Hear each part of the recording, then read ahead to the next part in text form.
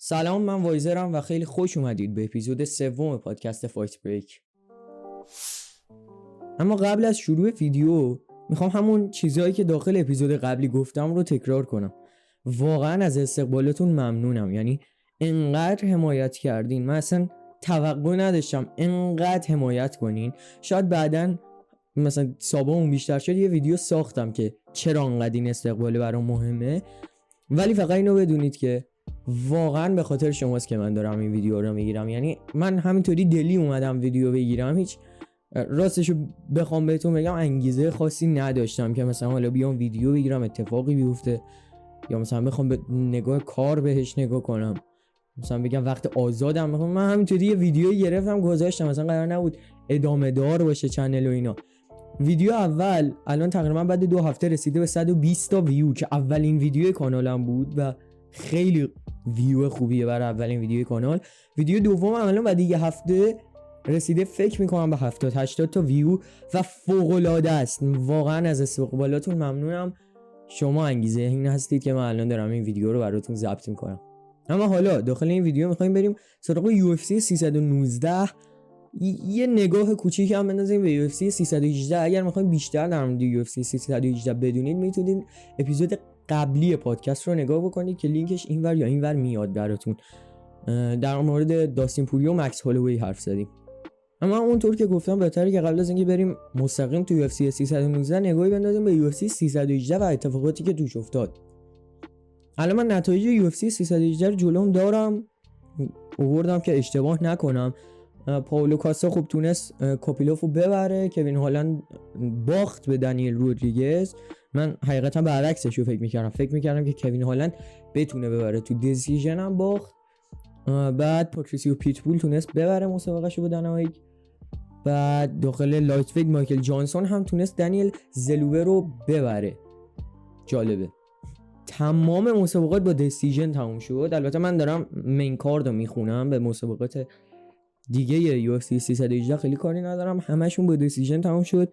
اتفاق عجیب غریبی نیفتاد، ولی خب میتونم بگم که خدافظی داستین پوری به بهترین نحو ممکن بود. یعنی با اینکه باخت و اگه میبرد خیلی شکوهمندتر میشد، ولی خب باختش هم کاملا با احترام و خوب و یعنی همه چی تو ترتمیزترین حالت ممکن پایان یافت. و اما بریم سراغ UFC 319.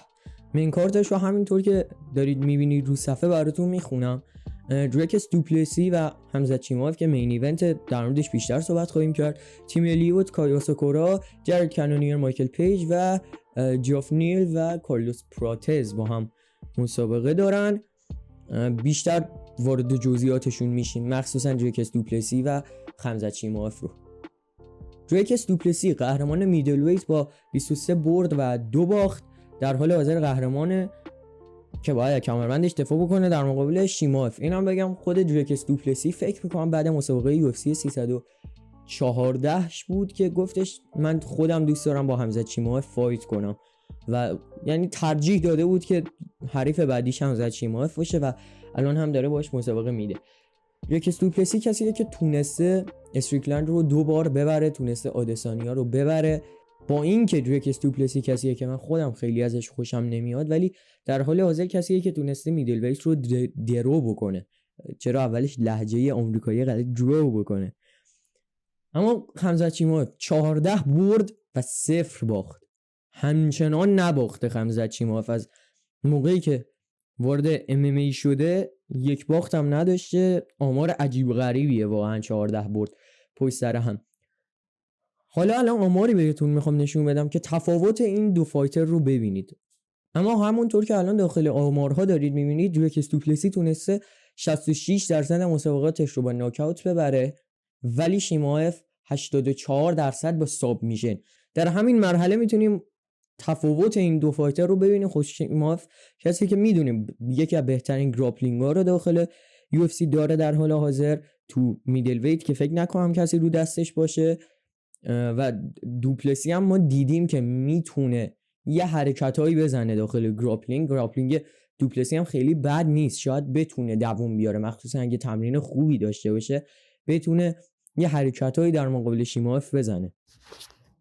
خب شما الان دارید من رو از تو ادیت میبینید، من نمیدونم چرا همچین جمله‌ای رو داخل ویدیو گفتم و اصلا همچین مبحثی رو گفتم، ولی چیزی که من منظورم بود چیزی مثل عملکرد داستین پوریه در مقابل اسلام ماخاشف بود، نه اینکه توی کس دوپلسی بتونه با خمسة شیماف کشتی بگیره.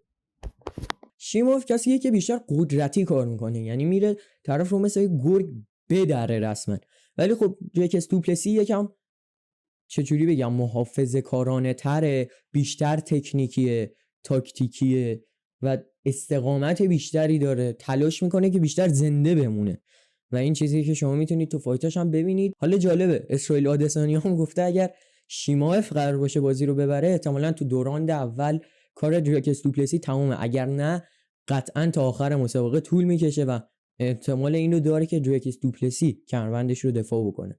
البته با آماری که الان من دارم میبینم، البته نمیتونم بهتون نشون بدم چون شاید یوتیوب گیر بده، من نمیدونم قوانینش چطوریه، ولی داخل سایت شرط بندی ضرایب برد این دو نفر شیماف منفی 190 و دوپلسی مثبت 165. جو روگن هم کسی که روی دفاع و استقامت جکس دوپلسی تاکید کرده و گفته اگر بتونه محافظه کارانه کار کنه و بتونه خمسة شیماف رو توی ایستاده نگه داره میتونه یه حرکتایی بزنه. حالا الان برای پیش بینی کردن این مسابقه خیلی زوده، تقریبا 20 روز با UFC 319 فاصله داریم و شاید یکی دو تا ویدیو حتی من بتونم باز بیشتر بسازم در مورد UFC 319. الان تو این پادکست میخوام فقط کلی بهش بپردازم، شاید ویدیو بعدی خیلی دقیق تر به فقط خمسة شیماف و جکس دوپلسی بپردازم. اما حالا میریم سراغ مسابقات دیگه مین کارد UFC 319. مسابقه بعدی تیم الیوت و کای آساکوران. تیم الیوت خب کسیه که گراپلر با سابقه دفاع خوبی داره، رویکرد خوبی داره، ولی از اون طرف آساکورا کسیه که خیلی ضربات سریعی داره، تکنسین بوکسه، میتونم اینطوری بگم، چون خیلی فایتر تکنیکی، سریع و جنگیه به قول معروف، یعنی میره که فقط مشتای پشت سر هم بزنه، استرایکینگ خوب و ضربات دقیق. حالا خیلی نمیخوام به این مسابقه بپردازم چون گفتم این ویدیو احتمالاً کوتاه‌تر از ویدیوهای دیگه خواهد بود، چون کلی میخوام صرفا جمع و جور بسازم این ویدیو رو.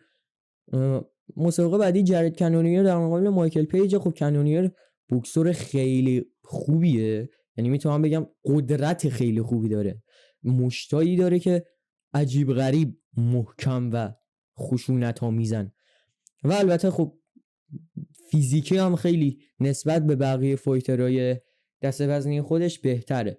مایکل پیج هم همینطور، استرایکر خیلی خوبیه، کیک بوکسر خیلی خوبیه، فوتورک خیلی خوب و ریچ خیلی خوبی هم داره. حالا من آمار جفتشون رو روی صفحه براتون نمایش میذارم که شما هم بتونید ببینید. ریچ مایکل پیج بهتر، یعنی دست و پای بلندتری داره و میتونه بهتر در واقع به هدفش برسه که داخل این مسابقه طبیعتاً کنونیره. من فکر میکنم اگه جرد کنونیر بتونه کیج کنترل رو به دست بگیره میتونه ضربات وحشتناکی وارد کنه، میتونه حرکات خیلی خوبی انجام بده، ولی خب از اون طرف هم حریفش کسیه که بلد اینجور چیزا رو و در واقع پرسیژن خوبی داره. حالا اگر بخوام انگلیسی بگم ترجمهش رو براتون روی صفحه میذارم.